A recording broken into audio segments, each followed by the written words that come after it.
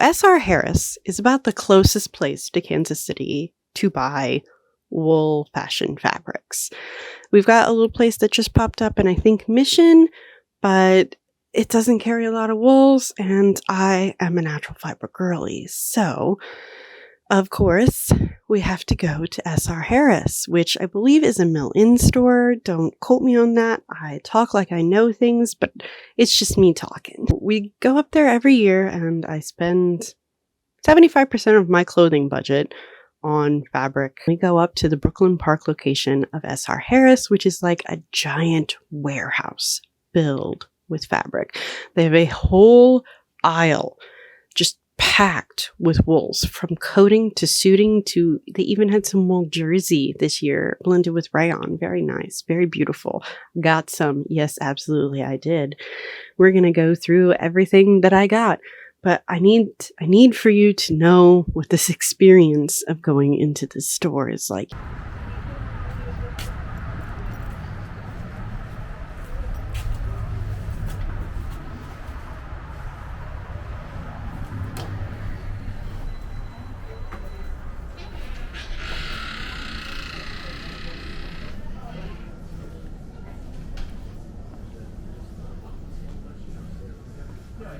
It's a hunt. It's like the vibes of the best thrift store combined with fabric heaven. There's all different kinds of fabrics. They have wools, they have linens, they have rayons, they have cottons. They have a huge assortment of quilting fabrics. They have lots of beaded things and chiffons and just about anything that you can think of. They will either have it or get close. So I, of course, natural fiber girly, I'm going to beeline to the wools. Almost everything I got was wools. I got one cut of linen. We'll talk about why that cut of linen is very special, but we're going to go through all of the stuff that I bought. Caveat, I may not end up making what I initially bought the fabric for out of the fabric, and that's okay.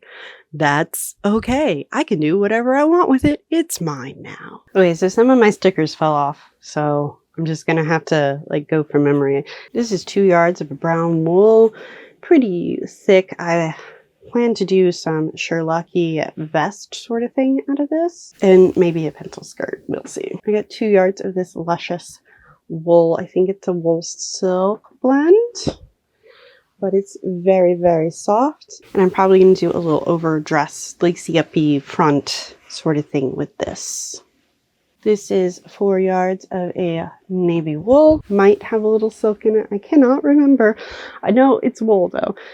This is also probably going to be a sort of winter layering dress or a walking skirt. I did try to make sure that I bought enough to give myself some options. I have 4 yards of this very tiny houndstooth silk suiting.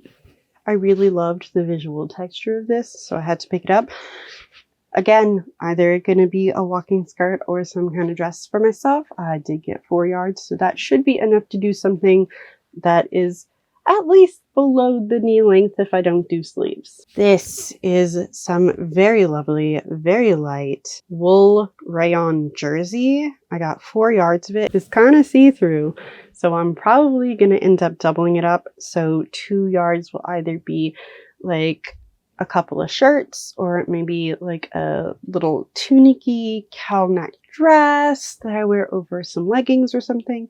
Not sure yet, but it's so soft. It feels so nice. This is a thicker wool jersey, not nearly as see-through. So I got 8 yards of this. I'm planning on 2, maybe 3 dresses depending on the style. This should be pretty versatile. I'm hoping to make some travel wardrobe stuff out of this, so the jersey should resist wrinkling very easily. I do have some travel plans, so I want to make clothing that I can travel in that will resist getting dirty and smelly, which wool absolutely does.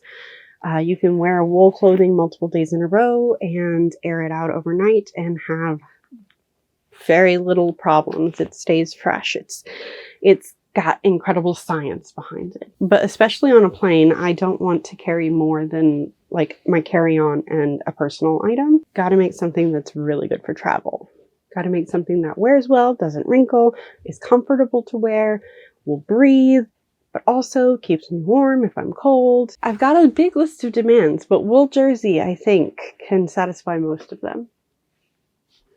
This is a very, very light drapey wool, and I thought that this would be really good for doing light fluttery dresses out of.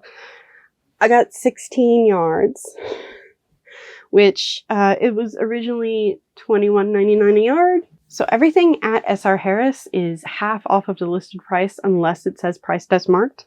So this was $11 a yard, which is a steal for wool, especially in this light of a weight.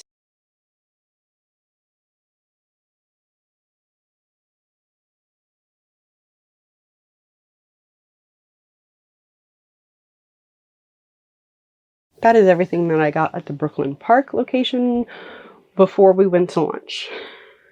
We took a lunch at Olympia Cafe, which is just a few minutes away from the SR Harris, and had some of the most delightful Greek food I have ever had in my entire life. They have a garlic feta dip that is just to die for. I'm sorry that I did not get any footage of it. I was starving. It was so good though. Afterward, we went back because I was helping my friends make decisions about their fabrics, and I found this linen. Boy howdy, I saw this helping Bear and Rosie pick out some linens for some costume pieces, and I had to have it.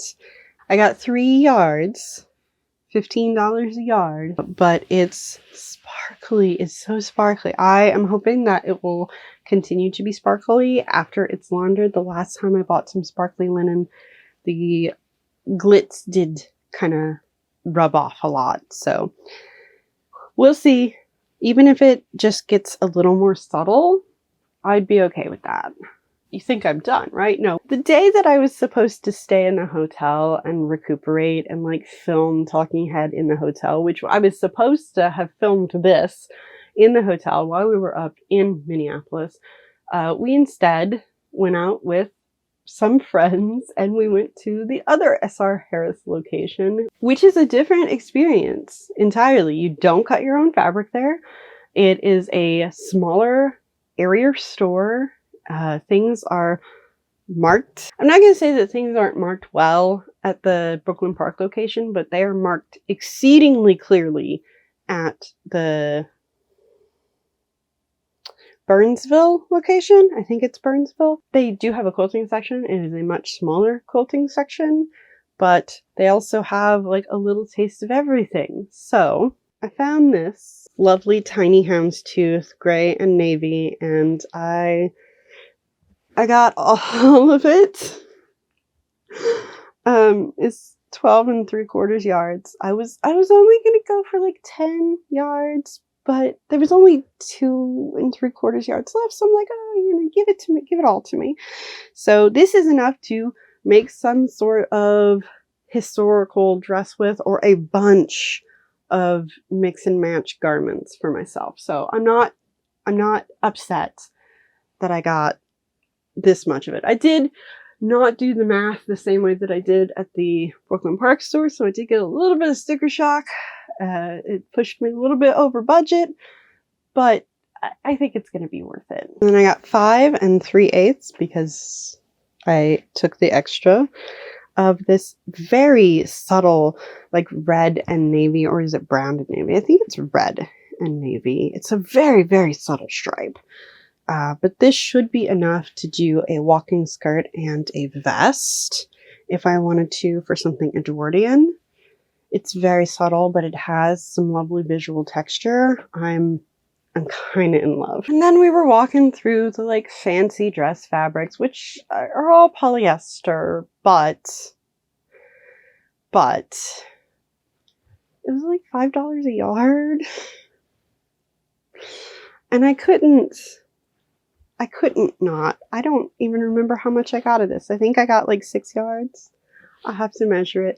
I got enough to do a dress because I looked at it and I was like, this calls to be like a fey mermaidy sort of gown.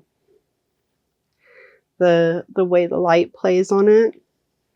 I fell in love. We have to make sacrifices for art. And if one of the sacrifices I have to make is sewing with polyester, I'll deal. It'll be a winter dress and it'll keep me warm, right? I also got a remnant of this silver sequin fabric that I plan to do some LARP armor out of because it looks metallic and I think it could read as like a very tiny scale. I think I can do that. I think it'll be okay, especially from like a few feet away. It'll be fine. It'll be great. It'll be great. And since it was a remnant, it was a whole lot cheaper than buying the fabric cut off the bolt. Did you think I was done? No. Nonsense got some friction pens, which I assume he got these for me because he didn't talk to me about them. But these pens will mark on fabric and anything really, and when they get kissed by heat, they disappear. So they're very good for marking on light fabrics. You might, if you're going to be in a cold climate, check and see if the marks will come back in freezing weather though. Just pop it into your freezer and see if the marks come back, because that can happen with these pens. And then I didn't get any footage of it, but there was a giant tank filled with loose buttons. And so we went to hunting while waiting for Blythe to get her fabric cut. And I found that I'm really good at finding specific buttons in a sea of buttons. That doesn't mean anything, I'm sure. So yeah, that's the haul. In total, I went like $67 over budget, which is not super bad, but I do want to make sure that I rein myself in better next year. This year I budgeted $1,000 for the fabric trip because it's my clothing budget for the year. It's like this, and then I buy a bunch of yards of black rayon when it's on Black Friday sale, and that's what I use all year. I make stuff that fits me, that I like to wear. It's comfortable. I don't have any emotional episodes going to the store and trying to find clothing that fit me, because if it fits in the waist, it doesn't fit my bust, and if it fits the bust, it doesn't fit the waist, and nothing ever fits my hips. So just way more emotionally healthy for me to make my own clothes, and then I do not have to be beholden to the weird body requirements of, you know, fast fashion. Which making my own clothes, in addition to being much more emotionally healthy for me, is also way more sustainable. I am choosing to work with mostly sustainable fibers. The polyester exists. Might as well make it into something that will see use, because I'm pretty sure this store that I go to is a mill-in store, which means that they're not getting fabrics produced specifically for them. They buy fabrics from manufacturers that have made fabrics for other people, and they have just made excess fabrics so that they have enough for quality control. And when the people who make the clothes buy as much fabric as they want, there is always going to be some extra that has been made that goes to mill-in stores, and then we get it for like half off the ticket price. It's great. If that doesn't sell, that's just going to go to a landfill. So to me, this feels more sustainable. I might be wrong, but this is what my heart tells me is the better thing to do. There's a lot of factors that contribute to the sustainability of fabric, much less fabric that has been fashioned into anything else. I'm just going to continue doing what I'm doing and try to coexist on this planet with all of nature and try to reduce my impact as much as possible, because I still do need to wear clothing. We can't go around not wearing clothes, and nobody wants that. So I will buy my fabrics from S.R. Harris and clothe myself. Wow, okay, that took a weird turn. But anyway, thank you for hanging out and chatting with me about fabric shopping and looking at my haul. Do you have any desire to go fabric shopping? Are you going to make yourself a little trip to S.R. Harris in Minneapolis? Do you have better fabric stores where you are? If you have better fabric stores where you are, please tell me so that I can plan a little trip to go shop there. I would really love that. What was your favorite fabric that I bought? What did you expect to see and did not see? What do you want me to make out of what I got? What should I be looking for next year? What should I look for if I, like, say, go to the New York garment district? Give me your thoughts. Thank you for being here. I appreciate you. If you are new here, I cannot tell you what to expect because the tagline for the channel is Craft a Life Worth Living, and I talk about all kinds of stuff. So if you're here solely for fabric, it's not going to be all about fabric. You don't have to subscribe if that's not your bag. Thank you for staying as long as you have. I appreciate you and your watch time. Make yourself some tea, drink some water, eat something delicious, do something to refresh your soul. Take care of my friend, and I promise I will do my very level best to take care of yours.